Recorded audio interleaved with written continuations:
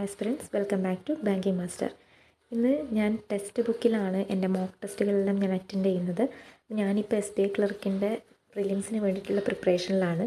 അപ്പോൾ ഞാൻ ടെക്സ്റ്റ് ബുക്കിൽ ഒരു മോക്ക് ടെസ്റ്റ് അറ്റൻഡ് ചെയ്തിട്ടുണ്ടായിരുന്നു. SBI ക്ലർക്ക് പ്രിലിംസ് ഫുൾ ടെസ്റ്റായിരുന്നു, 7th ഫുൾ ടെസ്റ്റായിരുന്നു അറ്റൻഡ് ചെയ്തിട്ടുണ്ടായിരുന്നത്. അപ്പോൾ അതിൽ ഓവറോൾ പെർഫോമൻസ് സമ്മറിയാണ് നമ്മളിന്ന് നോക്കാൻ വേണ്ടി പോകുന്നത്. അപ്പോൾ ഇതിൽ ഞാൻ അറ്റംപ്റ്റ് ചെയ്തിട്ടുള്ളത് 87 ക്വസ്റ്റ്യനാണ്, 87 ക്വസ്റ്റ്യൻസാണ് ഞാൻ അറ്റംപ്റ്റ് ചെയ്തിട്ടുള്ളത്. ഞാൻ ഇംഗ്ലീഷ് മോക്ക് ടെസ്റ്റ് അറ്റൻഡ് ചെയ്യുമ്പോൾ കുറച്ചും കൂടി ഗസ് വർക്ക് നടത്താറുണ്ട്. എന്ന് വെച്ച് ശരിക്കുള്ള എക്സാമിന് ഞാൻ അത്ര ഗസ് വർക്കിന് പോവാറില്ല. അപ്പോലും മോക്ക് ടെസ്റ്റ് അല്ലേ എന്നുള്ള രീതിയിൽ ഇംഗ്ലീഷിന് കുറച്ചും കൂടി അറ്റംപ്റ്റ് കൊടുക്കാറുണ്ട്. അപ്പം 87 അറ്റംപ്റ്റാണ് ഞാൻ ഈ മോക്ക് ടെസ്റ്റിൽ ഞാൻ അറ്റംപ്റ്റ് ചെയ്തിട്ടുള്ളത്. സ്കോർ വന്നിട്ടുള്ളത് 80.75 ആണ്.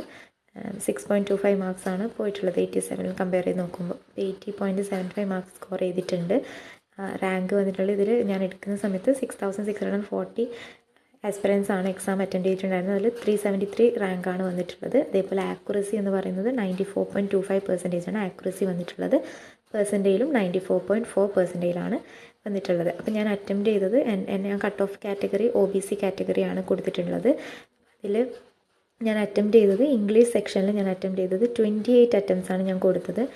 ഔട്ട് ഓഫ് 30 ഞാൻ 28 അറ്റംപ്റ്റ്സ് ആണ് ചെയ്തിട്ടുണ്ടായിരുന്നത്.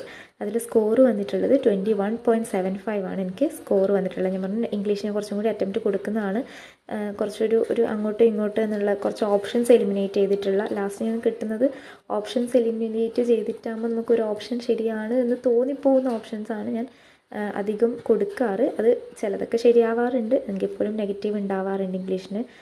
അപ്പം ഇതിലും അങ്ങനെ നെഗറ്റീവ്സ് കുറച്ച് വന്നിട്ടുണ്ട്. അപ്പം 21.75 മാർക്കാണ് 30ൽ എനിക്ക് സ്കോർ ചെയ്യാൻ വേണ്ടി പറ്റിയത്. ആക്യുറസി വന്നത് 82.14% ആണ് ആക്യുറസി വന്നിട്ടുള്ളത്. ഓക്കെ, അപ്പോൾ ന്യൂമറിക്കൽ എബിലിറ്റിയിലേക്ക് വന്നു കഴിഞ്ഞാൽ ഞാൻ ന്യൂമറിക്കൽ എബിലിറ്റി എനിക്ക് പൊതുവേ നെഗറ്റീവ്സ് ഉണ്ടാവാറില്ല, കാരണം കറക്റ്റ് ആൻസർ ആണല്ലോ കിട്ടുക.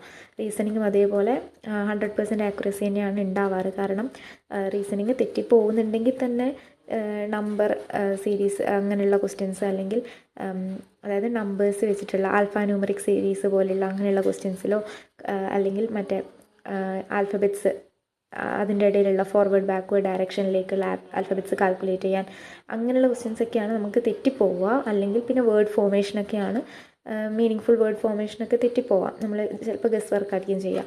അങ്ങനെയുള്ളത് മാത്രമേ തെറ്റിപ്പോവാറുള്ളൂ. അങ്ങനെ ഇല്ലെങ്കിൽ വലിയ കുഴപ്പമില്ലാണ്ട് 100% ആക്യുറസി തന്നെ പോവാറുണ്ട്. ന്യൂമറിക്കൽ എബിലിറ്റി അതേപോലെ തന്നെയാണ്.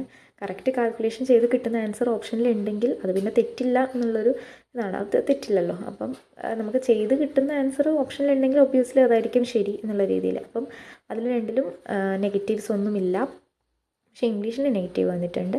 ന്യൂമറിക്കൽ എബിലിറ്റി ഞാൻ 28 അറ്റംപ്റ്റാണ് കൊടുത്തിട്ടുണ്ട്. ന്യൂമറിക്കൽ എബിലിറ്റി ഞാൻ പൊതുവേ എനിക്ക് ഇത്രയും ഏറ്റവും കൂടുതൽ 25ൻ്റെ മുകളിൽ പോകുമ്പോൾ തന്നെ അത് എനിക്ക് ഏറ്റവും നല്ല അറ്റംപ്റ്റായിട്ട് തോന്നാറുണ്ട്. കാരണം ഞാൻ എല്ലാ കൺസെപ്റ്റും കംപ്ലീറ്റ് ആയിട്ട് പഠിച്ച് വെച്ചിട്ടൊന്നുമില്ല.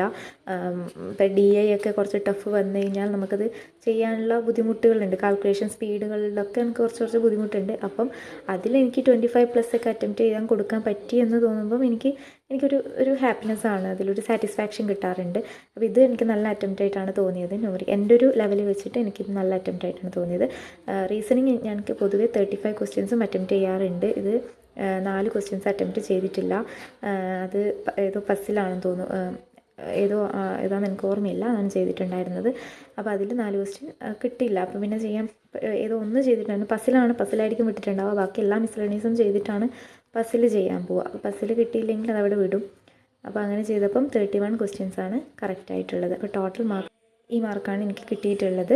അപ്പോൾ ഇവിടെ ഇവർ ടെക്സ്റ്റ് ബുക്ക് തന്നിട്ടുള്ള കട്ട് ഓഫ് എന്ന് പറഞ്ഞാൽ 65 to 68 ആണ് തന്നിട്ടുള്ളത്. 65 to 68 ആണ് OBC കട്ട് ഓഫാണ്. ഞാൻ കാറ്റഗറി ഇവിടെ സെലക്ട് ചെയ്തിട്ടുണ്ട്. OBC കട്ട് ഓഫ് 65 to 68 ആണ് തന്നിട്ടുള്ളത്. അപ്പം അതിൽ എത്രയോ 12 മാർക്ക് കൂടുതലാണ് എനിക്ക് കിട്ടിയിട്ടുള്ളത്. അപ്പം നല്ലൊരു അറ്റംപ്റ്റായിട്ട് എനിക്ക് തോന്നിയിട്ടുണ്ടായിരുന്നു ഈ എക്സാം. ആക്യുറസിയും നല്ലതായിട്ട് ഇംഗ്ലീഷിൻ്റെ കേസ് ഒഴികെ ബാക്കിയെല്ലാം നല്ല 100% ആക്യുറസിയിൽ ചെയ്യാൻ വേണ്ടി പറ്റിയിട്ടുണ്ടായിരുന്നു. പിന്നെ ടെക്സ്റ്റ് ബുക്കിൽ ഈ ടൈം എനിക്ക് കറക്റ്റ് 1 മണിക്കൂർ തന്നെയാണ് അറ്റംപ്റ്റ് ചെയ്യുക. പക്ഷേ അവർ ടൈം കുറച്ചും കൂടി കുറച്ചിട്ടാണ് തരാം. അപ്പോൾ 57 മിനിറ്റിലൊക്കെയാണ് നമ്മൾ എക്സാം കംപ്ലീറ്റ് ചെയ്യുക. ശരിക്കും അവർ തരുന്ന ഫുൾ ലെങ്ത്ത് മോക്ക് തന്നെയാണ് ചെയ്യുന്നത്. ഞാൻ സ്പീഡാക്കാറൊന്നുമില്ല അങ്ങനെ. പിന്നെ ഇംഗ്ലീഷൊക്കെ പെട്ടെന്ന് കഴിഞ്ഞ് കഴിഞ്ഞാൽ മാത്രം ന്യൂമറിക്കൽ എബിലിറ്റി പെട്ടെന്ന് എടുക്കാറുണ്ട്. നമുക്ക് സബ്മിറ്റ് സെക്ഷനിൽ കൊടുക്കാൻ വേണ്ടി പറ്റുമല്ലോ, അങ്ങനെ ചെയ്യാൻ പറ്റാറുണ്ട്. എന്നാൽ പോലും 60 മിനിറ്റിൻ്റെ അത്രയും സമയം ഇല്ലാത്ത പോലെ എനിക്ക് തോന്നാറുണ്ട്. ഇത് ടൈം വന്നിട്ടുള്ള 57 ആക്യുറേറ്റ് ടൈമാണെന്ന് എനിക്ക് പറയാൻ പറ്റില്ല. ഇവർ തരുന്ന ടൈമിൽ അറ്റംപ്റ്റ് ചെയ്യുന്നുണ്ട്. അപ്പം 80.75 ആണ് എനിക്ക് മാർക്ക് കിട്ടിയിട്ടുള്ളത്. ഓക്കെ, അപ്പോൾ അടുത്ത എന്തെങ്കിലും ട്രിക്കുമായിട്ട് ഞാൻ അടുത്ത ക്ലാസ്സിൽ വരുന്നതായിരിക്കും, അല്ലെങ്കിൽ അടുത്ത അനാലിസിസ് ആയിട്ടുമായിരിക്കും വരാം. SBI ക്ലർക്കിന് അത്രേ ദിവസമുള്ളൂ. ഇനിയിപ്പം 20-ാം തീയതിയാണ് SBI ക്ലർക്കിൻ്റെ എക്സാം സ്റ്റാർട്ട് ചെയ്യുക. ഇന്നിപ്പം 3-ാം തീയതി ആയില്ലേ. അപ്പം കുറച്ചും കൂടി മോക്ക് ടെസ്റ്റ് അറ്റംപ്റ്റ് ചെയ്യണമെന്നാണ് ഞാൻ വിചാരിക്കുന്നത്. മാക്സിമം മോക്ക് ടെസ്റ്റുകൾ അറ്റൻഡ് ചെയ്യുക.